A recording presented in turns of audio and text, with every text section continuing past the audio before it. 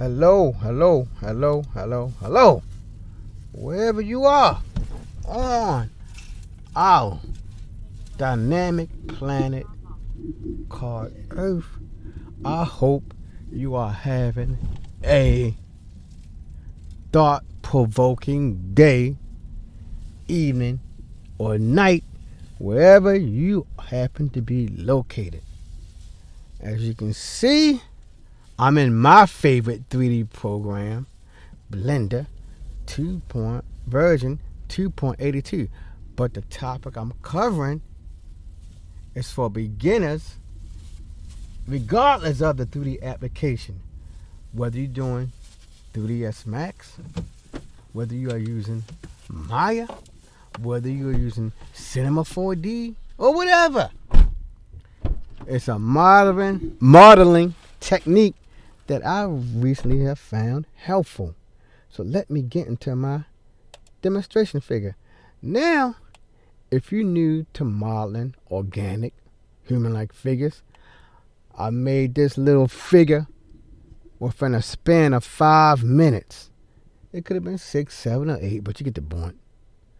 You've seen, and I've seen, videos where a person devote an hour to making a simple base mesh. Now, I know in Blender we have the skin modifier to help us make a base mesh. I used to love the skin modifier too, but I discovered there were some weaknesses with it.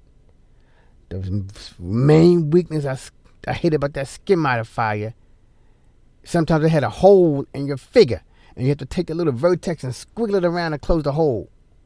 That was annoying. Then plus, I had trouble making fingers on there. If you look at my little black mesh, you've seen I'm able to make a fingers, or an actual hand. The thumb was sort of big, but hey, I'm just learning how to make humanoid figures. So, but it's still a workable thumb. If I wanted to put it in a rig, I had no troubles with putting my figures in those rigs. Because if you watch my earlier video on how to make a quick humanoid 3D mesh in 5 minutes, look at my other video. Before you can start doing fancy things like rigging and animation and all that, you better make something. Technically, I can actually still model this figure and I can animate it, but I wanted to make it better. The main flaw that was irritating me, my good listener, is the figure looks too rectangular. Look at his arms. It's rectangular. Look at the legs. Look at the legs right here where my mouse at. It's rectangular. And you and I know, dear listener, for the most part, I'm not a biologist. I'm just a simple person who loves to look at science shows on Animal Channel. But from what I know, most living higher life forms, if it's a jellyfish on up, higher life form, jellyfish on up, the limbs are cylindrical in nature. They're rounded, not blocks. Nature, from what I discovered, loves the cylinder shape. We got the trees, we got the flowers, we have our limbs, which are based on cylinders. So, I learned a few days ago how to make a cylinder, like easy. The limbs, not the middle part. The middle part, for the most part, is still like a rectangle. I learned how to do those limbs in the cylinder. Now, at first, I'm new to sculpting in Blender, so I was trying to use the sculpting tool. The sculpting tool did not work to my satisfaction. Yes, I was able to get rid of some of the curves, but it still looked like the shape was like black, like right here. If I point to the arm, that arm was still flat. It was still flat. When you use the sculpting tool, I'm not a pro on sculpting, but I think sculpting is used to make fine tweaks on specific areas of a model. I know you can make the Yoda, you can make Superman, you can make Thor, Jesus, or whoever, and blenders and ZBrush sculpting tool. But you do that to sculpt, you do one little area at a time.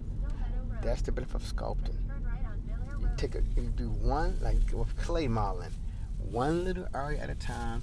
You keep working on the area, then you build the whole figure up. Alright, now, getting back to this. It's going to be a certain add-on you need. Now, I'm using OBS to record this, so I don't know if it's going to show you the menus I'm going to. Sometimes it don't. I'm not an OBS pro. I'm going to go to Edit. Then I want to choose Preferences. Then I'm going to choose the Add-on button.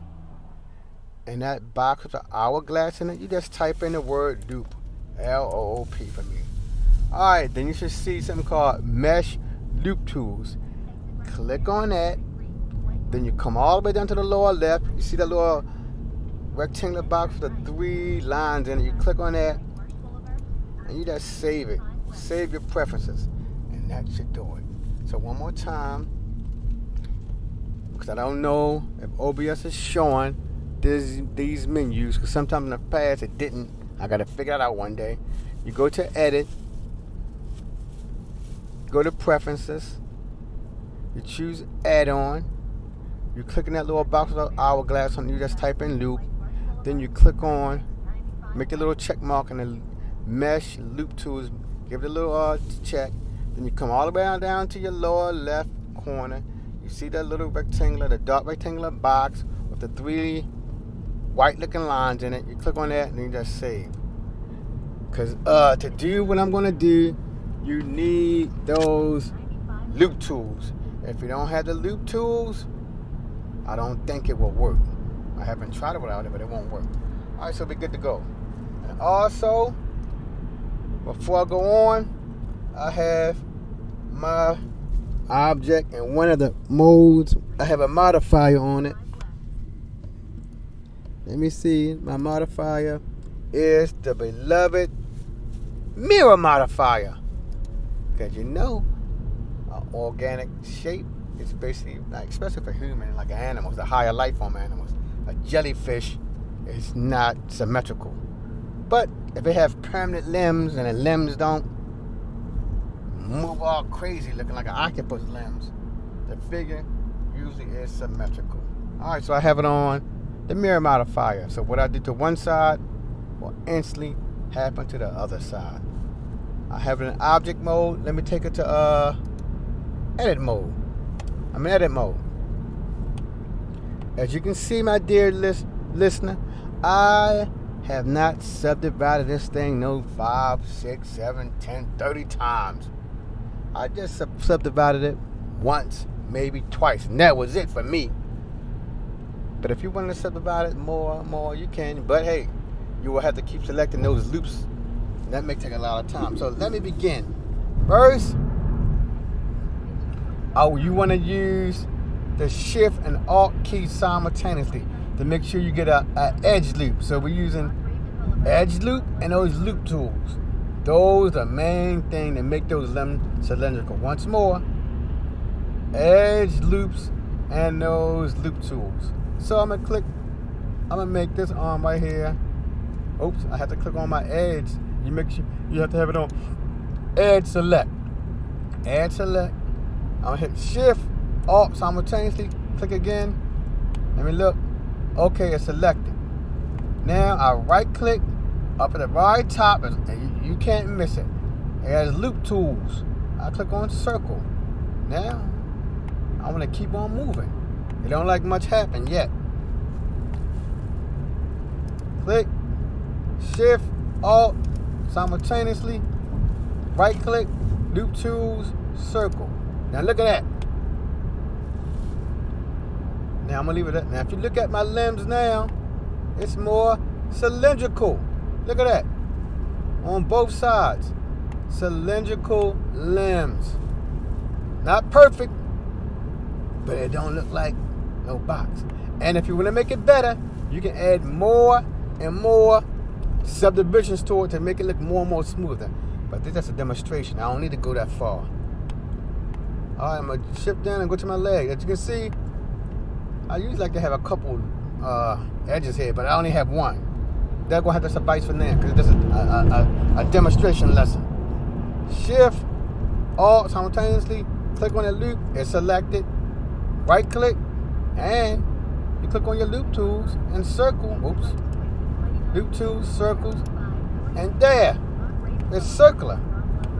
And if you wanna adjust it, you just click on. Like for me, I'm used to using those the hotkeys because I go back to Blender 2.76. I'm used to the hotkeys, so I'm gonna hit S, X, and you see that I'm scaling it, and that's good enough for me. And you look at my leg. Look at the leg. It's cylinder, both of them. The chest part is no big deal. I try to use it on that, but it don't work. But the chest part, for the most part anyway, is not. Because if you feel your chest, it goes straight up and down. You touch your back, it's basically straight up and down. I know it got a little curve in it, but the back and the front part of your chest is basically rectangular. So I can come up here, got it on edge select, shift this, shift that, and if I want to, I can put it on, what's this, the proportional editing, grab this little area, pull it out, to make my chest look a little more thick looking. I made it look too thick, but you get the point. I can click on the bottom part, right click, shift, I can grab it, I can tuck it in a little bit. Now look at that look like a body. Look at that. Now remember, I didn't edit a whole lot of subdivision, so it ain't gonna be like it's a perfect looking person. I can come to the back side, shift, grab it, pull it out some, pull it out some, or not that much. And he has a back definition. It looks sort of goofy looking though, don't it? Alright, you got that. Now, I'm going to try something on the head. I'm going to add some subdivision on the head and see if I can make the head look more rounder. I'm just trying, so I don't know how it's going to look. Do that. Put a little one. I'll just give it 2 for now. Then I'll hit F, loop cuts, circle. See, that looks too wild looking. What happened if I just grab or something? Okay, so I don't like that. So you might have to use Control Z. You might have to use like the sculpting tools. You have to, or you can give it a lot more subdivisions and manipulate the face yourself. But it does work. The thing I was concerned about was those limbs. The limbs are cylindrical. From there, we can move into the world of really making a life-like figure now. It looks lifelike to my eyes. And remember, like I said a million times, I only subdivided it twice. That's it. 2 subdivisions. Thank you for stopping by to listen to this little discussion on how to make your base mesh, which is a block figure. In most of the applications, the base mesh is usually always a block unless you follow those 1 hour demonstrations that those people have on YouTube where they have pictures of a model. They have a picture of Spider-Man, Thor, a 3D representation, one for the front, side, and back, and they take forever. If you look at my stuff, I don't take forever. Thank you for stopping by. If you didn't enjoy the discussion, give me a thumbs up. If you have a comment on how you make your humanoid or organic life figure have cylindrical limbs, hey, educate me. I'm always open to be taught. If you have a comment, leave a comment. If you'd like to subscribe to hear me post additional information in my journey into the world of 3D graphics, I do it for fun. I'm an educator by trade. I'm a math teacher. So I'm not trying to be no full-fledged 3D artist. It's just a fun thing for me. Subscribe. Until the next time, dear listener, peace.